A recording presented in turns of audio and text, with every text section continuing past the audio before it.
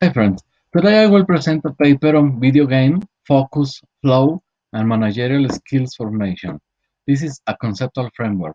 My name is Pavel Reyes and I am a professor at the Anáhuac University in Mexico City. Okay, this is a brief overview of my paper. I will introduce to the topic and then I will discuss some literature review. And then I will present the relationships between the constructs in a research framework to then discuss some results and some managerial implications.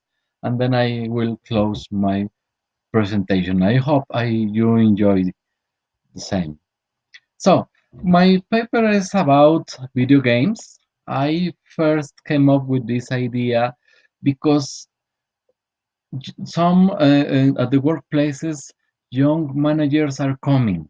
This is not the same that it used to be. Some the young people is getting to the workplaces and they are more accustomed to the new technologies as internet and the smartphones and also to video games. So there is an opportunity to understand how this new generation of managers can be trained. This new generation can be regarded as digital natives. This means that they are fully immersed in technology in all day connected basis. They engage in many activities as social networking, texting, and video gaming. These are some dimensions that are shaping the digital competencies and the skills of this new generation. So, my paper will attempt to understand how video games can be used in the workplace. My research questions are the following two. First of them is what are the antecedent relationship between video games usage and managers flow, uh, which I will discuss in shortly. And the second research question is what is the consequence of flow while video gaming on the acquisition and development of managerial performance? So to answer these two research questions, I will use some theories. The first of them is flow theory. This flow theory maintains that individuals may engage in a particular mental state while performing an activity or task, and that during flow states, the meaningful learning, self-awareness, and creativity appears. Also, importantly to this flow theory is that individuals experience flow when personal skills and task challenge are in complete balance. Video games usually present different scenarios with increasing levels of difficulty. What this theory maintains is that people, when people fully immerse in a task, in a cognitive task, there are some features or cognitive features that appear, and this flow state is prone to develop some cognitive task more easily. The second theory I want to use is the theory of planned behavior. This theory maintains that self-efficacy can be a construct very useful to explain how to realize individual attitudes and convert them to behaviors. For example, video games players with lower levels of self-efficacy and a high challenge posed by the video games may lead to a misfit between the task challenge aspect of the flow. What this means is that if I am a gamer with low skills, I will fit my video game difficulty to my low skills, so there is a fit. But if I have a self-efficacy, a personal, a high self-efficacy, I will be more likely to increase my level of difficulty in the video game. So there is a higher level of task and challenge fit. And finally, the third theory I want to include in my research model is the personality traits theory. And there are two choices here.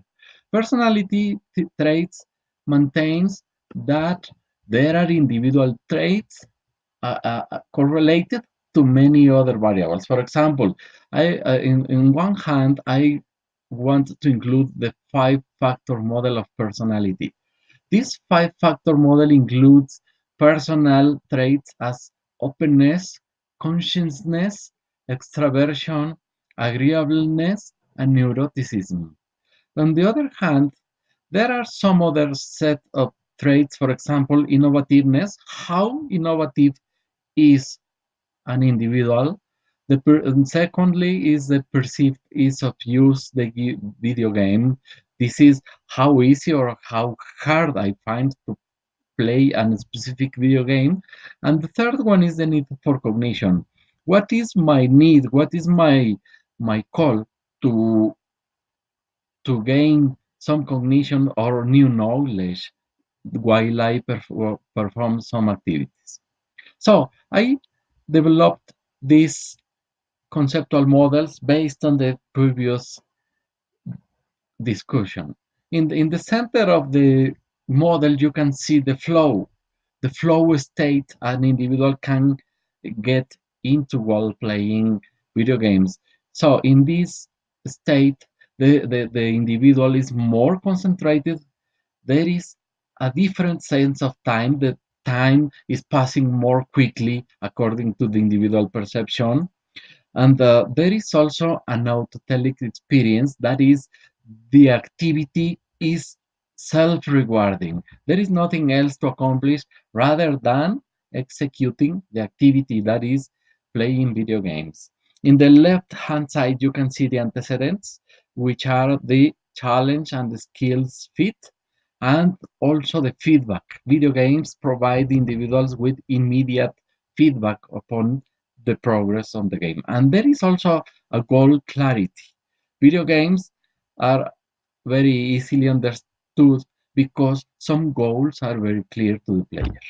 In the left hand side, also in the bottom part of the slide, there are the traits, the big five, and the three alternative traits: innovativeness, perceived ease of use, and need for cognition. These are antecedents to get into the flow. But what are the consequences of getting into a flow state? There are, in the research proposition 2 in the bottom part of the slide, personal outcomes as learning by trial and error, risk-taking attitudes, which can be leveraged in the workplace in the form of team building, problem solving, innovative thinking, and design thinking. In the upper part of the slide, we are aware that there are also some maladaptive behaviors that may appear when a person involves too hard in playing video games, as isolation, goal confusion, and loss of control. We are aware that these two outcomes are possible. So, what are the consequences? What are the prospects for measurement and empirical testing? First, there is a lot of variety in video games. For example, just to mention an example, Black Desert Online. This is a very popular video game in the world, in which players perform in a conflict between two countries. They engage in collaborative actions to shoot and use limited healing capacities to conquer the opponent country. So we could use these video games of any other video games which involves collaborative work to test our previous model. Also, while sampling a suitable number of managers engaged in video games, we can assess the relationships between the variables using PLS, which is a technique to analyze a rather complex research model.